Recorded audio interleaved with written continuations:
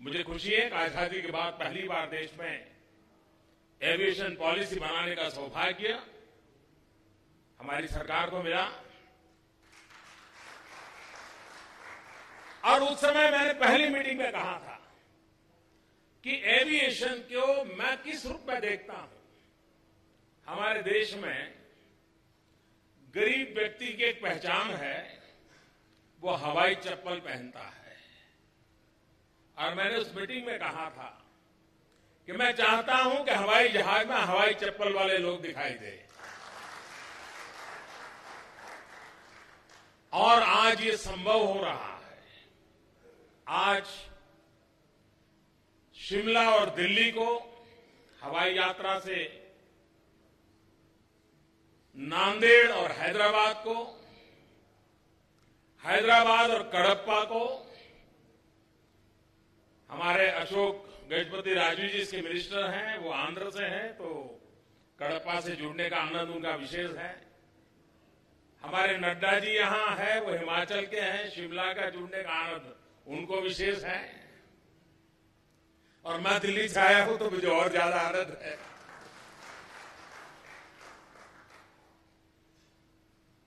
ये हवाई सफर कैसी बन रही है। आज हम टैक्सी में जाएं बाय रोड, 1 किलोमीटर का किराया करीब 8 से 10 रुपया होता है। दिल्ली शिमला की हवाई यात्रा ज्यादा से ज्यादा 1 घंटे में। अगर रोड पर मैं यात्रा करके आता हूं कम से कम 9 घंटे।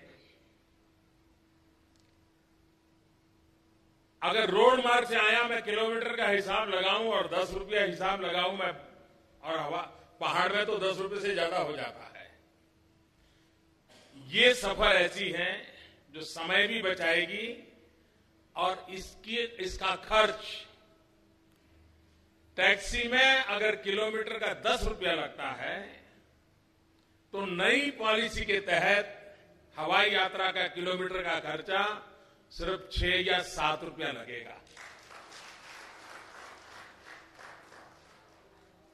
नांदेड़ से आज हैदराबाद शुरू हो रहा है, लेकिन नांदेड़ से मुंबई सबसे पहले इसके बाद शुरू होने वाली व्यवस्था होने वाली है। और मैं एविएशन कंपनियों को एक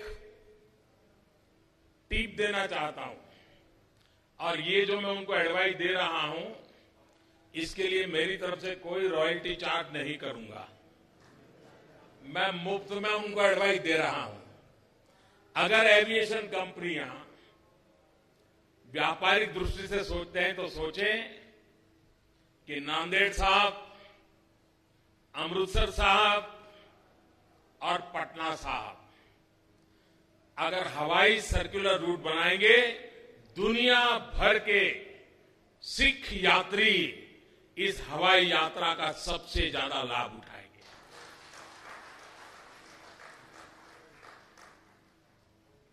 बहुत कम लोगों को मालूम होगा कि जब द्वितीय विश्व युद्ध हुआ तो ज्यादातर ईस्टर्न पार्ट में बहुत सारी हवाई पट्टियां बनी।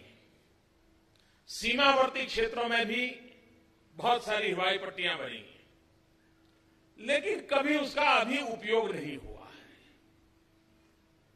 कुछ तो ऐसी सारी हवाई पट्टियां होगी जहां से लोग सामान उखाड़ करके भी ले गए होंगे। देश आजाद होने के बाद आज हम 70 साल आजादी के पूरे हो गए, लेकिन सिर्फ 70-75 ही एयरपोर्ट हैं जो कॉमर्शियल पर्पज के लिए काम आ रहे हैं।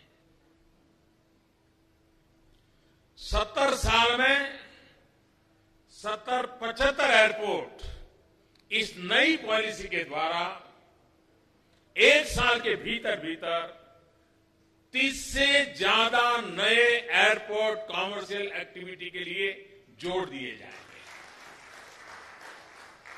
भारत सरकार के इस विभाग को, एविएशन डिपार्टमेंट को उनके सभी अधिकारियों को, उनके श्रीमान मंत्री श्री और उनके नेतृत्व को हृदय से बहुत बहुत बधाई देता हूं कि बहुत ही महत्वाकांक्षी ये योजना का आज आरंभ हो रहा है, जो बहुत ही कम समय में हिंदुस्तान के नए ग्रोथ सेंटर की हवाई उड़ान भरने की ताकत उससे मिलने वाली है।